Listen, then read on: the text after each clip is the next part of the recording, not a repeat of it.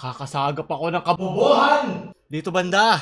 Kamusta inyo mga cancer? Ako nga pala si Paulol, ang nag-iisang leading conspiracy theory sa Pilipinas. Nako, ang dami ko ng titulo, hindi ko na hindi ko na alam kung anong gagawin ko sa buhay ko. So, kung di nyo pa alam, ang kapuso mo, Jessica So, ay nakahanap ng mga paranormal expert. At sila ay huling-huli sa akto na medyo hindi nila nagawa ang kanilang titulo, di ba? Ako ang tunay na expert dito. So, panoorin natin saglit para magkaroon tayo ng onting konteksto na hindi ako copyright. So, yung una natin dito, ito. Ito yung namamato sa may kabanatuan. Di umano'y magpakatanga tayo dito, panoorin natin. Isinama ng aming team ang paranormal investigator na si Ed Kaluwag. Ay, nako, Ed. Tila tinarget na ang aming team. Talaga? Ano yun? Pero din ako yan. Kala mo, ako ang tunay na expert. Hindi ako nagpunta rito para makipag-away sa inyo. Nagpunta ako rito para kausapin kayo. Paano tayo naging sure na yung lengguwahe natin ay naiintindihan ng multo? Di ba dapat kung multo ko o espiritu ka o demonyo ka o ano? Anong klase elemento pa yan? Paano nila malalaman yung lengguwahe natin? Paano kung in-English mo? Magigets ba niya? Multilingual ba mga elemento? Bakit minsan ano nila Latin, di ba? Ibig sabihin ba nun, sobrang talino ng mga elemento na yan? Kasi di ba Latin ang tawag nila dati, ang pantawag sa mga ganyan dati? Pailawin nyo yung lahat ng ilaw. Sige, kung marami kayo. Ah! Ikaw ba yung bumabato? Sagot, pailawin mo yan. Ikaw ba yung bumabato? Ano yan? Anong tawag dyan? Tawag sa ganyan? Ghost detector ba yan? Meron ba nito sa Lazada? Lazada! Don't fail me now! Lazada! Yung mismo sa Lazada yung ginagamit niya! What the fuck? 1.6 lang to, expert na ako. Ayun mismo yung gamit niya. The number you have dialed is not in service at this time. 1.6 lang. Napakadali lang maging expert. Kahit sino pwede maging expert. Basta meron kayong 1.6 dyan. Bilhin nyo lang tong question. EMF meter. Detect sa paranormal investigator. Ghost hunting tool. Sobrang haba ng pangalan. Natin yung mga sinabi. How can this device detect ghosts? NANI? This product is electromagnetic instrument detector. Diba? Hindi ko na kailangan explain kasi hindi kayo expert. Hindi nyo maintindihan. Is this legit? Is this legit? Yes, item is available now. Hindi hindi yun nag-guess. Ang tinutukoy ng customer. O, si Paolo pa. Diba? Pag talaga mga Paolo, pag saliksik ng kaalaman, sabi ko sa inyo, inaalam niya kung legit ba to. Hindi kung legit na meron kayo binibenta. Magkaiba yun. Ay, nako, Ed. Ikaw ba yung bumabato? Batong-bato na ako, leche. Actually, nagalit sila dahil merong nagalaw doon sa kanilang tirahan. Best drawing.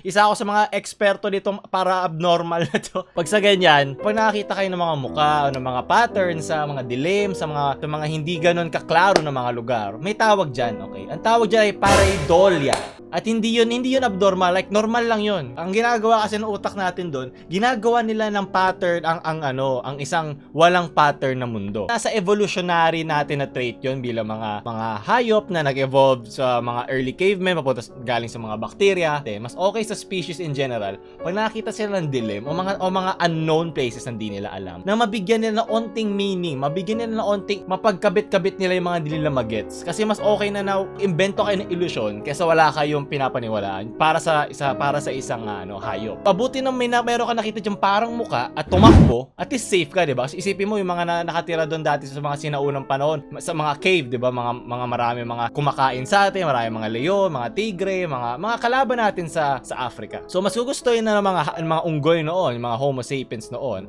na mabuti na maging takot ka, at least buhay kayo, diba? Kahit guni-guni mo lang, napuno lang pala yun, okay lang. Kasi may chance naman na tama naman yung pagiging diba? Pagiging skeptic. Mas okay na meron kayong iniisip na kala nyo wala doon, pero meron pala, diba? Parang love life nyo lang. Paranormal, ang sakit. Hindi ko naman sinasabi na ang paranormal hindi totoo. Wala naman akong ebidensya eh. Pero hindi lahat ng magiging mga paranormal expert, totoo yung sinasabi ko. Baga, kailangan nila kasi kumikita sila dyan. Pero pera lang yan, di ba? Kaya panoorin yung mga ads ko. Saktan sa kanila or merong nagalit kasi ayaw nila na yung kanilang tirahan ay sinisira. Ako nagalit ako kasi para bumili ng lecheng detector ni 1.6. Dalawa, merong pinutol na puno. Pakiramdam nila ay hinahamon sila, parang iniinis pa sila. Alam mo, yung mga malalaking kumpanya, milyon-milyon na sinisira nilang puno sa buong mundo. Pero wala akong nakikita isang buong brigada ng mga kapre, ng mga elemento na pinupuntahan yung mga SEO na kakatok doon. Magpapareserve pa sa mga sekretary nila na kailangan silang atakihin, kailangan silang batuhin. Mataas na anino, siguro mga 5'7", 6 feet. Wala, basketball player pala to eh. Tapos, yung mata niya, medyo mapula yung mata. Ang hindi ko gets pag nagde-describe sila ng mga elementong ganyan, mga espiritu. Yung kanilang form, based yan sa isang physical form. Di ba? Kung ikaw ay nag-transcend ka na sa physical world, sa physical na anyo, di ba dapat para mas freeform ka na? Kasi hindi ka na confined sa isang physical na pagkatao, di ba? Etong katawan natin, ang galing yan sa evolution, ang galing yan sa taon-taon, milyon-milyon na taon ng paghubog sa'yo ng nature. Kung ano yung pangangailangan ng species mo, ano yung pangangailangan ng species mo nung panahon na yon, yun ang magkakaroon ka. Kaya may buhok lang tayo sa ibabaw, pero yung maunggoy sa buong katawan. Diba? Kasi nag-evolve na tayo dahan-dahan na marunong na natuto tayo gumawa ng damit at hindi na natin kailangan yun. Kumbaga, that's less resources to use, diba? Para naman pala expert, nakakapagod. Medyo matapang. Medyo pasapaw. Ano, connect na sa kahit ano. Naihian yan, very good. Okay, so para di tayo makapiright, titigil ko na dito. Ang nangyari lang dito is, may batang lumabas sa gilid, okay? Dito banda, dito sa mayanan na to, dito banda. Ito yun, nahuli na yung bata na nagsasabi siya bakit niya ginawa. After nito, hindi na lumabas yung paranormal expert. Parang, oh shit, sa akin na yung bayad. Fuck this shit. Parang, okay na, nabayaran na ako, alis na ako dito. Bye-bye, wala, ligi ko alam yan. Basta may nakita ako. Well, technically naman tama siya, nakaitim yung bata. Wag talaga mga expert. Naghahanap ako dito ng talino somewhere sa bukirin ng Pilipinas. So tama naman siya doon, may itim naman talaga. At makinis naman si bata, di ba? So tama naman siya doon. Ay nako, sabi sa'yo, madali lang maging paranormal expert. Bumili lang kayo 1.6 ha.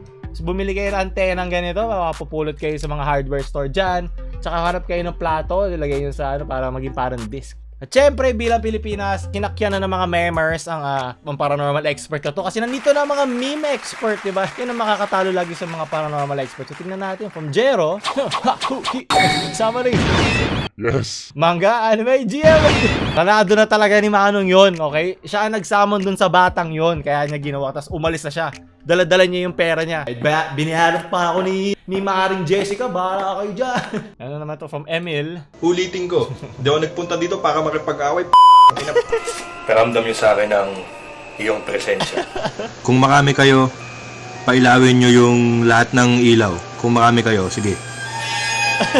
Ikaw ba yung bumabato? Sagot. Ibang ano yan, mumultuhin ka ng ano niya, ng speed yan. Sobrang tagal niya ang multo na yan. Hindi ka matatakot kahit kailan. Yung jump scare niyan, para 1 frame per second. Ayun siya. Actually, nagalit sila dahil mayroong nagalaw dun sa kanilang tira. No! Nagalaw yung Krabby Patty. At sa Ganon din ako tatawagin pag gutom na ako eh. nagulat kami sa nahuli ng aming kamera. 7, may tila batang lalaki na sumilip mula sa isang bahay na aktuhang bumato.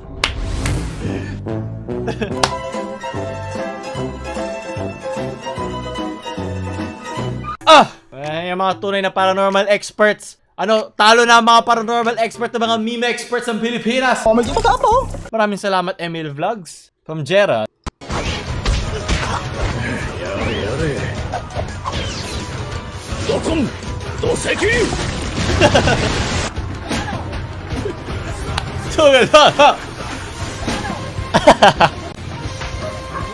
Bato sa langit. Ang tamaan, huwag raw magagalit.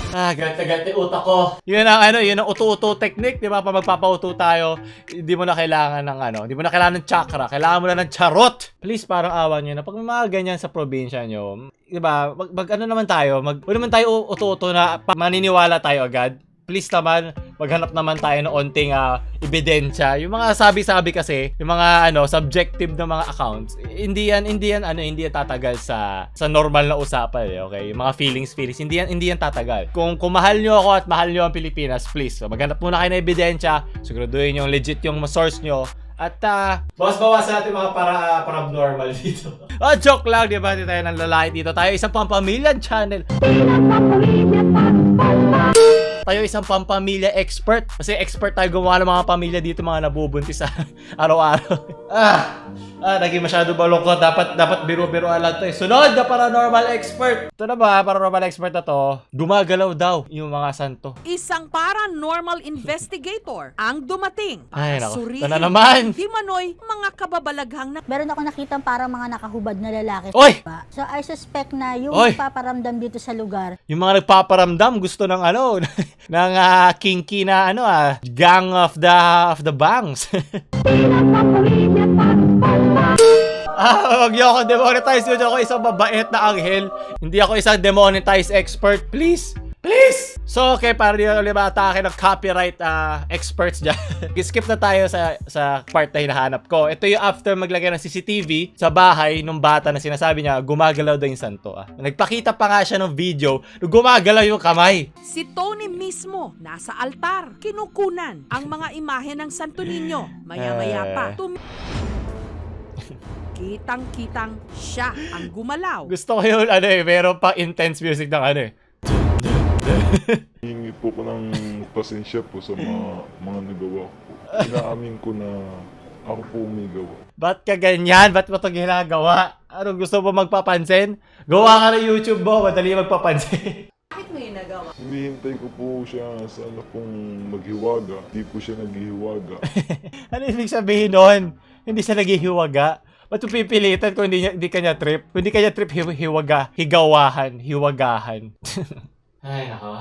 Hay, salamat na tapos na rin tayo. Alam nyo naman, bilang isang conspiracy expert dito, kailangan kong ipakita sa inyo yung mga ganyan na mga na mga posers lang, di ba? Ako nag-iisang paranormal expert dito, pasensya na Ed, tsaka yung bata kanina. Ako talaga nag-iisa, okay? Kaya ako to ginagawa kasi yung hanap buhay ko dito ang pinaglalaban ko. Alam ko, Ed, kailangan mo din ng pera. Pumunta ka na lang dito sa sa bahay ko at ako na magpapakain sa'yo. Tulungan mo na lang ako maghanap ng mga kabubuhan at mga katangahan dito sa Pilipinas, ha? Siyempre, exempted ako doon. Hindi ako pwede, ha? So, doon tatapos sa ating how to be a paranormal expert, di ba? Sabi nga ni Lazada, kailangan mo lang ay 1.6, di ba? Tapos ang laban. 1.6 na, makakapunta ka na sa ibang dimensyon. Isang ka pa. Siyempre, huwag nyo kalimutan pindutin nyo yung utong bell para lagi kayo ma-notify sa mga videos ko kasi minsan every other day o after 2 days ako nag-upload. Depende kung kaya ng aking kapangyarihan, okay? Wala pa akong ghost detector hindi pa kaya ng kapangyarihan ko to. Hindi pa kaya na aking chakra na everyday mag-upload. So para di kayo makamiss mga videos, pindutin nyo na lang yung utong bell sa baba. Saka para masarapan ako. So maraming salamat sa nood. Ako ulit si Paulul. Huwag nyo kalimutan like, share sa mga multo nyong friends. And syempre huwag nyo kalimutan mag-subscribe. Paulul out.